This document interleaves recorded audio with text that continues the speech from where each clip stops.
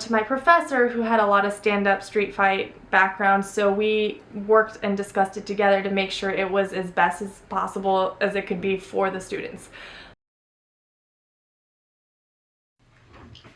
What is going on, guys? Coach Abby here to bring you some tips and tricks on your jiu-jitsu journey and also just help encourage you along the way, giving you some ideas to help expand your knowledge just in life as well. So today I'm actually going to be talking about my trip to Bosnia. If you are just here for the first time, I did a trip to Bosnia for 2 weeks where I was helping kids in high school, middle school. English was their second language. They had been there learning English to then transition to study in the university in the US and Canada.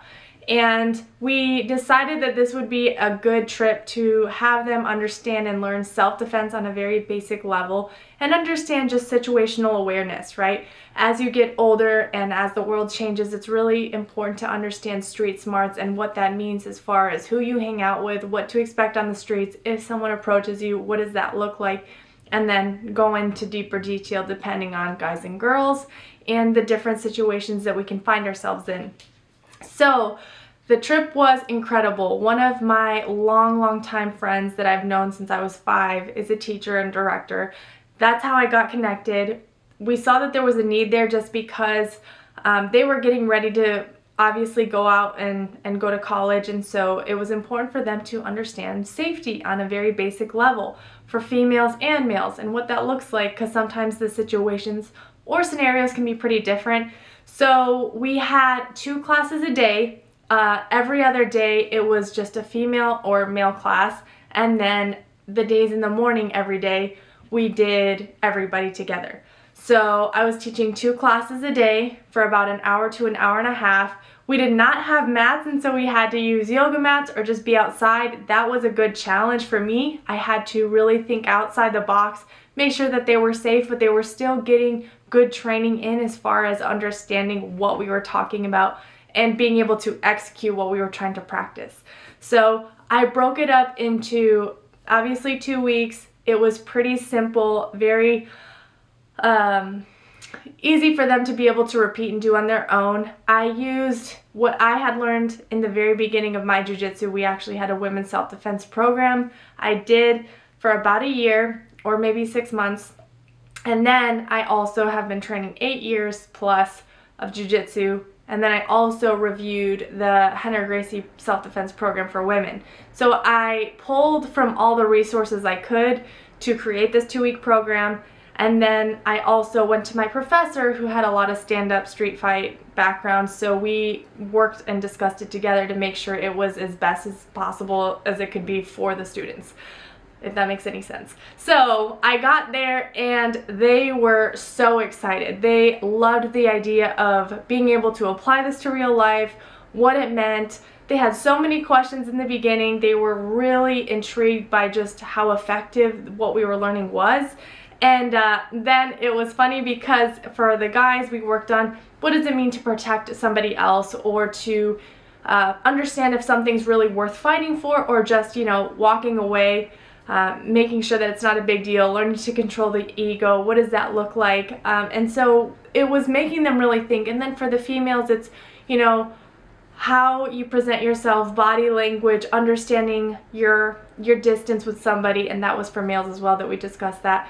And then we got into more depth as far as if they were to approach you, if they were to try to attack you, and at that point if they have attacked you and they have you isolated, what you can do. And so we broke it up into 3 different phases, and it was phenomenal. One of the best things that I also did while I was there was I got to participate and help with a weightlifting class. So they would go to weightlifting class and I would join the girls. There was just a few. And we would just do a weightlifting class, and then I would do jiu-jitsu and the self-defense program. So it was really fun. It was really challenging on a small side note because I had to really make sure I simplified my language, I spoke clearly and slowly, and I was able to repeat myself consistently with the sentences I was using because it was a whole variety of students with all kinds of backgrounds as far as where they are in English and speaking English. And that was pretty challenging but really fun. And then obviously, like I said, the atmosphere, learning to change indoor, outdoor, depending on weather, understanding, you know, the softness, if we could use a yoga mat, you know, what that looked like, make sure they weren't getting hurt. And then even the staff participated, which was really, really fun. I did not think the staff were going to want to participate. You know, it's pretty close and there's a lot of movements and people can feel uncomfortable, and they enjoyed it. And so it ended up being a huge hit where they were really happy with how everything went. The students really, really did enjoy their time, and they were asked questions during their classes, and they were super excited to share what they were learning to their teachers, which made me feel really comforted and encouraged because I worked really hard on creating this program. So I was actually trying to see how it would go, and it went amazing, to then maybe try to implement it in the US, whether it's in our school, in Jiu-Jitsu, or just doing a program once or twice a month for PE classes in schools. I don't know yet. So that's kind of a dream that I've thought about, just because I really think it's important to have our kids that are growing up understand what it means to know when to step into something and finish it, and know when to just walk away or protect our friends, or, you know, make sure that what we're doing is going to have a better outcome than the alternative. And so I found that during that time, my passion for sharing it with students, especially middle school and high schoolers, it really just grew to make me want to do this more often and share it with more students that want to learn it. And that was amazing to be able to experience, and something that I'll probably never forget, because it was my first time ever, and it ended up being way better than I could have ever imagined. So big thank you to the school that brought me there, that helped take care of me. The students were so incredible. If they ever watch this, you guys did so great. I really hope that you just grow and continue to tap into jiu-jitsu and the effectiveness of it, and you're able to understand your body and the mental strength that you have, because everybody does have it. You can strengthen it. And for those of you that have just started jiu-jitsu and you are feeling uncomfortable, there's a lot of information, you don't exactly know what's going on, allow the time and consistency and repetition to just take place, and it will get better. It can be really uncomfortable. One thing I did share with the women that I would share with you if you're just starting jiu-jitsu is, if you have any history of trauma or any kind of PTSD that comes about through sexual or physical abuse, have a few things in your back pocket to help you calm back down, or know when to just walk out and kind of take a breather and then come back into the practice or class, because sometimes we are not really ready for it, or we think we are, and then there's a reaction we weren't expecting, and it can scare us, or maybe somebody around us if they don't know our story. And so I would say, if you have any kind of background of trauma, even being a man too, kind of have some tools in your back pocket ready to use in case, you know, you are going into a grappling session or something in jiu-jitsu where it might make you uncomfortable.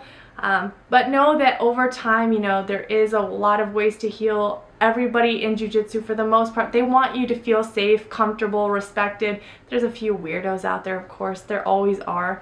But jiu-jitsu is a really safe place to grow, learn, empower yourself and others around you by learning something so amazing. And I hope that this is the first step of many that you take in practicing jiu-jitsu and continuing the journey. So the next video I'm going to be sharing will be a little bit more directed towards jiu-jitsu tips and tricks specifically, and I'll also be doing more Q&As so I can answer your guys' questions about jiu-jitsu, life, health and fitness, whatever it is that you guys want to share or know about me. I'm happy to kind of open up and let you guys know a little bit more about my life and my journey, and I will see you guys in the next video. Thanks again for watching, and I'll see you all later.